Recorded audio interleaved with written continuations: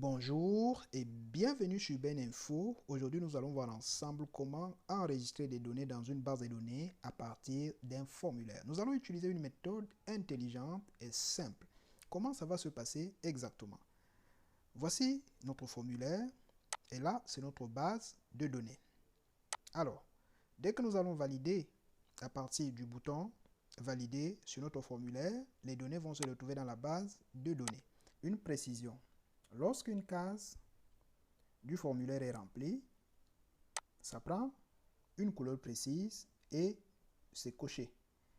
Quand je supprime par exemple une donnée comme ça, non seulement la case change de couleur, mais ce n'est plus coché et le bouton de validation devient inactif. Si je remets la donnée, vous voyez que là c'est coché et le bouton de validation devient actif. Parce que lorsque toutes les cases ne sont pas remplies, le bouton de validation est inactif et la case change de couleur, encore moins, ce n'est pas coché. Vous remarquez très bien, n'importe quelle case, lorsque je supprime une donnée là-dedans, elle change de couleur et du coup, le bouton de validation devient aussi inactif. Quand je veux remettre la donnée, la case en question va changer de couleur et ce sera coché. Vous voyez? Et lorsque je vais cliquer comme ça pour valider, tous les données se retrouvent dans ma base de données et le formulaire prend cette forme. Le bouton valider est inactif, toutes les cases ne sont pas cochées et sont en gris. Remplissons un matricule, par exemple comme ça, je peux dire M- quelque chose comme ça et vous voyez dès que j'ai rempli, ça change de couleur et la case est cochée. Mettons par exemple ici Ousmanou comme ça, comme nom, Ousmanou Nuhu. Disons, vous voyez, au fur et à mesure que je remplis les différentes cases, ça change de couleur et lorsque toutes ces cases seront remplies, le bouton valider va également changer de couleur et lorsqu'on va valider, ces données vont se retrouver dans notre base de données. Alors, c'est donc ça que nous allons apprendre tout au long de cette vidéo. Pour en bénéficier de toutes les étapes, reste jusqu'à la fin de la vidéo. Surtout, n'oublie pas de t'abonner pour ne pas rater nos prochaines vidéos. Il faut également liker et partager pour en faire bénéficier d'autres personnes. Nous allons maintenant passer à la pratique. Je vais choisir un autre fichier. Voilà, là où j'ai mis les différents éléments qui doivent intervenir sur mon formulaire. Alors, je vois que ces différents éléments sont collés entre eux. Je vais donc les écarter. Au lieu d'insérer à chaque fois une ligne entre deux éléments, je vais plutôt utiliser une méthode, comme je vous ai dit, intelligente tout à l'heure. Je saisis un comme ça, je me place sur le bouton de la recopie, et puis lorsque le pointeur prend la forme de plus, je tire vers le bas. Ça me génère un partout. Je clique sur le bouton et je choisis incrémenter une série. Maintenant, je fais CTRL-C pour copier tout ça. Je colle. En faisant CTRL-V, je sélectionne l'ensemble là. Pourquoi je fais tout ça? C'est pour trouver un moyen d'écarter de manière automatique mes différents éléments. Après avoir tout sélectionné, j'appuie CTRL-SHIFT-L. Ça me crée le petit bouton. Je clique dessus et je choisis trier du plus petit au plus grand. Là, il me demande d'étendre la sélection. Je clique sur trier. Et du coup, vous voyez que ces différents éléments sont écartés. J'appuie maintenant sur Delete parce que je n'ai plus besoin de ces nombres. Très bien. Maintenant, je vais augmenter un peu la taille là. Je vais choisir, ou du moins sélectionner mes différents éléments en cliquant sur chacun d'eux lorsque CTRL est maintenu.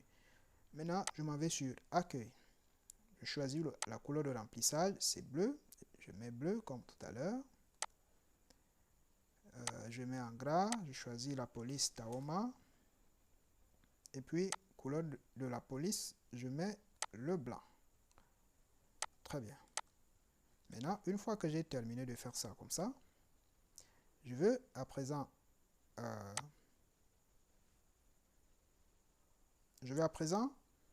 arranger les différentes cellules de mon formulaire.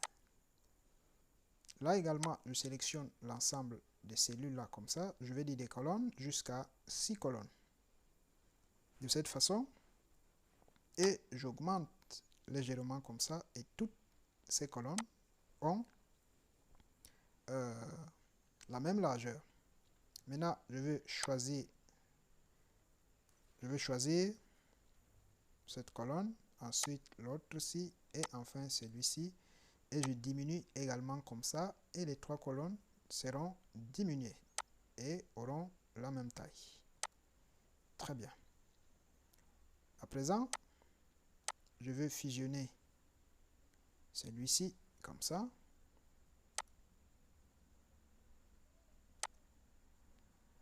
Le grade, je laisse. La fonction, je fusionne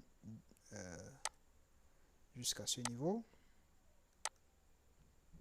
Ancienneté, je laisse. Email, je fusionne encore jusqu'à ce niveau. Très bien. Là, maintenant, je vais sélectionner les différents éléments qui vont ressortir sur mon formulaire. Voici leur taille. Bien, une fois que j'ai sélectionné ces différents éléments comme ça, je veux partir sur mise en forme conditionnelle, mais je vais d'abord afficher les commandes et les onglets, voilà, pour me faciliter la tâche. Une fois sur accueil, je m'en vais sur mise en forme conditionnelle parce que je voudrais définir la couleur des différentes cases de mon formulaire lorsqu'elles sont vides. Alors, je choisis mise en forme conditionnelle, règle de mise en surbrillance des cellules et je descends jusqu'à choisir autre règle. Là, valeur de la cellule. Au niveau de valeur de la cellule, je choisis cellule vide. Et là, je viens sur format, remplissage. Je vais choisir cette couleur, le gris. Et je clique sur OK. Je clique sur OK. Donc, tant que ces différentes cellules sont vides, elles auront cette couleur. Maintenant, dès que je remplis quelque chose, vous voyez, ça change de couleur. Si je remplis une donnée comme ça, ça change de couleur. Mais lorsqu'elles sont vides, elles ont la couleur grise. Très bien. Maintenant, je vais également les sélectionner tous encore et définir leur couleur lorsqu'elles seront remplies, c'est-à-dire lorsqu'elles contiendront des données. Là, je repars sur une mise en forme conditionnelle. Je fais comme précédemment ou comme tout à l'heure. Je choisis autre règle. Et là, au lieu de dire cellule vide, je vais dire maintenant aucune cellule vide pour dire que lorsque ces cellules seront remplies ou lorsqu'elles contiendront des données. Je choisis le format. Et là, maintenant, je vais choisir cette couleur. Et je clique sur OK.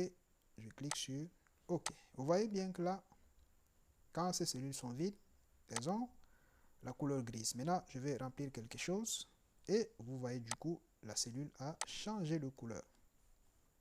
Très bien. Ça veut dire que nos mises en forme conditionnelle fonctionnent très bien. Alors, maintenant, je vais supprimer d'abord ces données. Bien, à présent, je vais chercher à cocher les différentes cases de mon formulaire lorsqu'elles contiennent des données. Je vais utiliser la fonction si dans les différentes cellules qui se trouvent devant mes cases de mon formulaire. Alors, je commence par dire égal si la cellule C5, c'est-à-dire la cellule de mon formulaire, est égale au vide, point virgule, alors affiche le vide. Sinon, c'est-à-dire lorsqu'elle contient une donnée, alors affiche P majuscule. Et je ferme, comme ça. Vous voyez, je lui ai dit, lorsque c'est vide, là, ça va afficher le vide. Lorsque ça va contenir une donnée, je mets F comme ça par exemple, vous voyez directement, non seulement la couleur change, mais ça m'affiche P. Nous allons voir tout à l'heure comment transformer P en juste, ou du moins en case à cocher. Alors, je viens également ici, je vais appliquer la même formule, je copie ça comme ça, et je viens ici, je fais CTRL V et je colle. Au lieu de dire C5 comme là-bas, cette fois-ci, ce sera cette cellule. Je clique dessus, j'efface C5 et je clique ici et ça me prend C7. Ensuite, je viens ici également, je fais CTRL V, j'efface C5 et je clique sur cette cellule et ça me donne la formule qu'il faut. Je fais la même chose partout.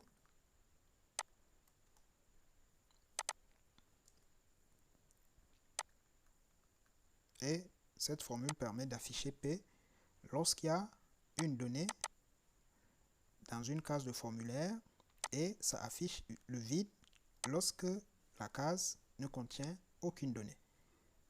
Remarquons ici, si je mets R comme ça m'affiche P ici et la cellule change de couleur. Dès que j'enlève comme ça, P disparaît. Vous voyez? Très bien. Ça veut dire que ça fonctionne très bien. Maintenant, je vais sélectionner l'ensemble de ces cellules qui se trouvent devant mes cases de formulaire. Comme ça, je m'en vais sur Police. Je vais changer la Police Time New Roman en Wingdings 2 pour que ça transforme ça en juste. Alors, je veux descendre un peu en bas puisque ces polices sont classées par ordre alphabétique. Je choisis Wingdings 2.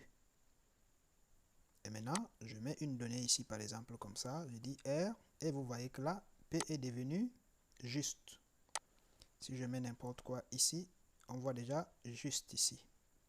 Cependant, dans ce que je vous ai montré tout à l'heure au début, c'était un juste en blanc dans le vert.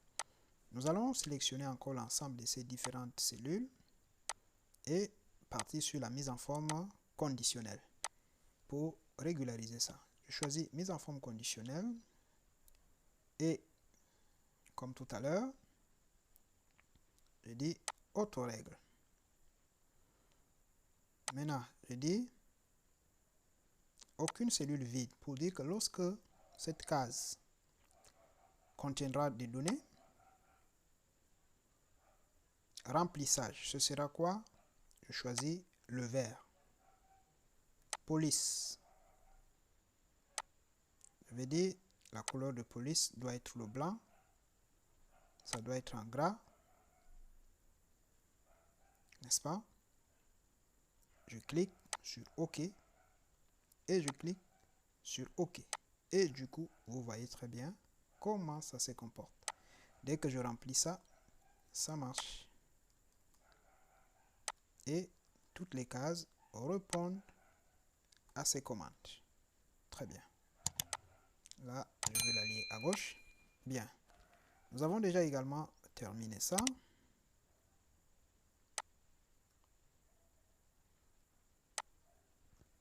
Je vais un peu uniformiser la taille de mes lits.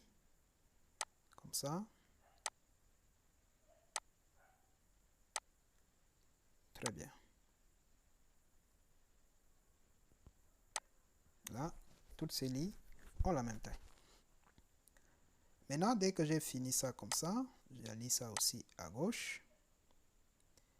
Il me faut maintenant créer ce que je vais appeler table d'automatisation. Pour me permettre plus tard de créer table d'automatisation pour me permettre plus tard d'enregistrer une macro plus facilement. Je fais CTRL-C ici. Je viens ici. Je fais CTRL-V. Je n'ai plus besoin du remplissage. Je dis aucun remplissage. La police, je mets ça en noir. Là, je n'ai pas besoin de vide entre ces éléments. Je vais appuyer sur F5. Ensuite, je choisis cellule. Je clique sur cellule vide. Je clique sur OK. Il m'a sélectionné toutes les cellules vides. Je fais un clic droit sur une cellule vide. Je choisis supprimer. Et je dis décaler les cellules vers le haut. Ensuite, je clique sur OK. Et du coup, tous ces éléments sont placés ensemble. Très bien. Alors, maintenant, qu'est-ce que je fais ici? Je vais copier par des formules les contenus des différentes cellules ici dans mes cellules qui sont à droite. Je dis égal, je clique sur R, je valide, égal, je clique sur F, ainsi de suite. Vous voyez très bien que les différentes lettres qui sont sur les différentes cases de mon formulaire se retrouvent très bien ici. J'ai dit égal, fonction, je clique là. Ensuite, ancienneté, je clique là. Email, je clique ici et c'est bon. Là, j'ai le contenu. Là, j'ai le contenu de mon formulaire qui se retrouve ici sur ce que j'appelle table d'automatisation. Très bien. Maintenant, je vais déjà créer un bouton de validation. Alors, je veux créer mon bouton de validation ici comme ça. Je fusionne ces cellules. J'augmente un peu la taille. Je saisis là-dedans. Valider. Ensuite, je fais là. J'augmente la taille. Je choisis la police Tahoma. Et je mets ça en gras. Couleur de remplissage. Je veux mettre ceci lorsque ce sera inactif. Et la couleur de police en blanc. Très bien. Maintenant, comment faire en sorte que ceci soit actif ou inactif en fonction du contenu de mes cellules? Là, je vais utiliser la fonction nbval. La fonction nbval permet de compter les cellules non vides sur une plage de cellules. Alors, je viens ici. Je vais appeler ça bouton, comme ça. Et je vais mettre ma formule devant ce que j'appelle bouton. Je dis égal nbval. J'ouvre la parenthèse. Je viens là, je clique sur la case qui correspond à la case du matricule. Je mets point virgule. Je choisis pour nom et prénom, point virgule. Et je choisis donc toutes les cases de mon formulaire. Ensuite, je ferme comme ça. Nous avons dit nbval permet de compter le nombre de cellules non vides. Je valide sur entrée immédiate, il y a 6 parce que justement, il y a 6 cases sur mon formulaire. Je vais supprimer une donnée comme ça et vous allez vous rendre compte que là, il me dit c'est 5 seulement parce qu'il n'a compté que 5 cases non vides. Bien, je vais à présent rendre le bouton valider actif ou inactif selon que toutes les cellules de mon formulaire sont remplies ou pas. Alors, la première des choses, je veux couper ce bouton et je l'amène ici. Très bien. Une fois que c'est ici, je vais donc agir sur lui selon que toutes ces cellules sont remplies ou pas en utilisant la formule ci.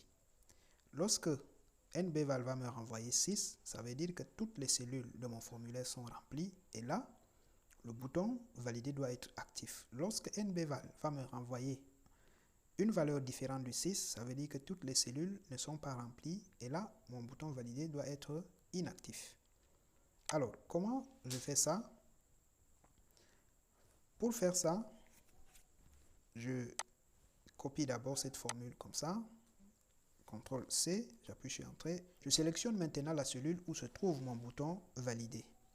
Ensuite, je m'en vais sur mise en forme conditionnelle. Je choisis gérer les règles. Je choisis nouvelle règle et là, utiliser une formule pour déterminer pour quelle cellule le format sera appliqué. Je clique dessus et là, je colle la formule que je viens de copier. Ensuite, je dis égal 6. Pour dire quoi? Lorsque nbval va renvoyer une valeur qui sera égale à 6, alors voilà le format que je vais appliquer. Le remplissage, ce sera le remplissage de couleur verte. La police, ce sera la police en gras de couleur blanche. Je clique sur OK, ensuite sur OK et je termine par OK. Vous voyez très bien que là, c'est en vert. Le blanc sur le vert parce que toutes les cellules sont remplies. Dès que je veux supprimer une donnée comme ça, vous voyez très bien que là, ça me renvoie 5 et ici, ça devient inactif parce que justement, toutes les cellules ne sont pas remplies. Dès que je veux remplir par une donnée, vous voyez très bien que ça fonctionne. Maintenant, comment rendre cette cellule comme un bouton? Là, nous allons le sélectionner comme ça et appuyer sur CTRL-C. Ensuite, je viens sélectionner une case ici et je m'en vais sur coller. Je choisis collage spécial, je dis image liée et je colle. Et là, vous voyez directement que l'option des images s'ouvre parce que j'ai choisi image liée. Autrement dit, toute mise en forme qui va s'appliquer sur la case ci va également s'opérer sur mon image. Ça, c'est juste pour me permettre de le rendre sous forme de bouton. Je choisis donc ce qui me plaît ici. Ensuite, je m'en vais sur bordure de l'image. Je choisis le type de trait. Je choisis un trait comme ceci.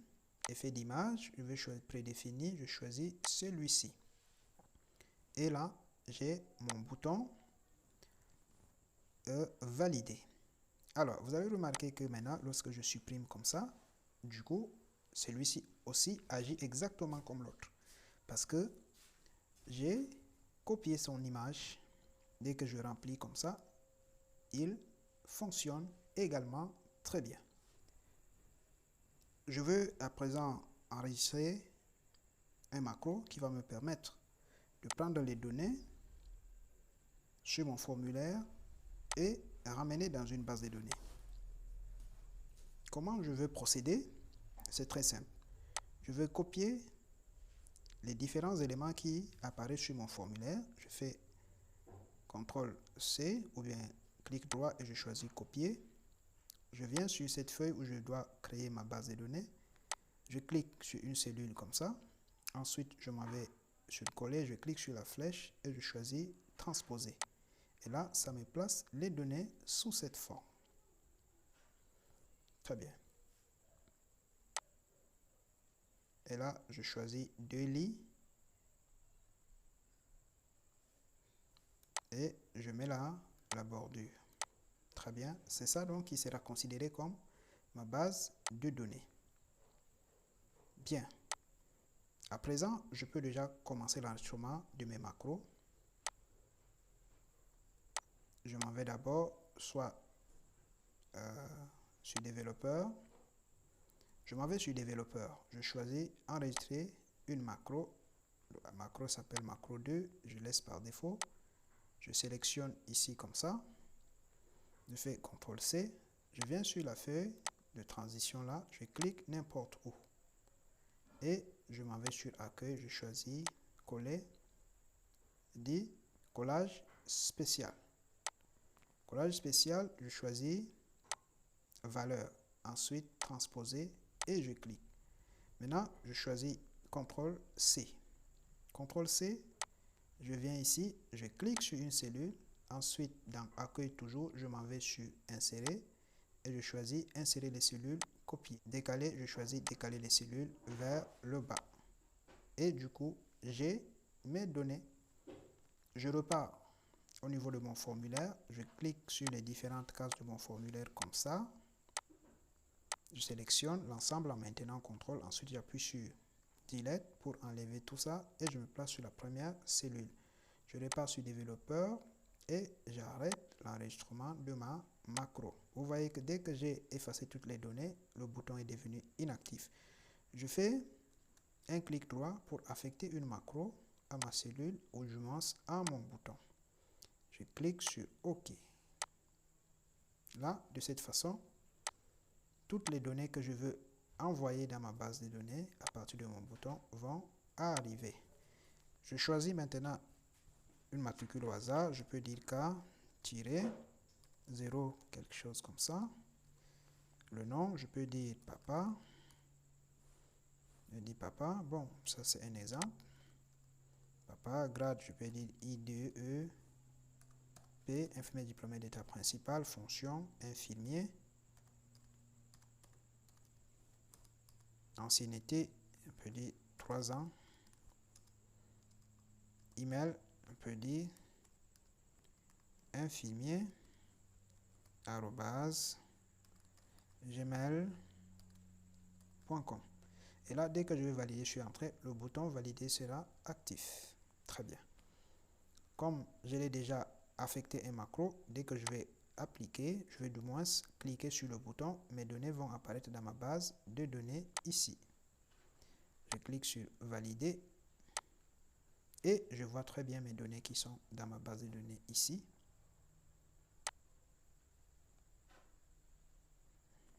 Je peux encore faire un deuxième exemple. Email, je vais dire plague@gmail.com. Je valide, le bouton devient actif. Vous voyez que là, il n'y a pas de bébé de plague, mais dès que je vais appuyer sur valider, et je vois bien que ça apparaît dans ma base de données, donc tout fonctionne à merveille. Je peux à présent faire une mise en forme sur mon tableau. Choisis de mettre les bordures, remplissage, je peux mettre ça si je veux, et c'est bon. De cette façon, mes boutons fonctionnent. Maintenant, question d'esthétique, je peux prendre les 3 colonnes-ci comme ça pour cacher ma table d'automatisation là. Je vais tirer comme ça. Et du coup, lorsque j'enlève le quadrillage, c'est bon. Je peux enlever aussi les en-têtes. Là, je peux dire, par exemple, L, tirer, comme ça, comme matricule, nom, Edouard, grade, IET, fonction directeur, ancienneté 19 ans, ça, on pouvait aussi mettre la validation des deux, @gmail.com. Dès que je valide, ça se retrouve dans ma base de données et tout fonctionne à merveille. C'est donc ça que nous avons voulu partager ensemble, mes amis. Si vous avez aimé la vidéo, il faut liker et partager pour en faire bénéficier d'autres personnes. Surtout, n'oubliez pas de vous abonner pour ne pas rater nos prochaines vidéos. Si vous avez des questions, posez-les en commentaire. On se dit à bientôt sur Ben Info.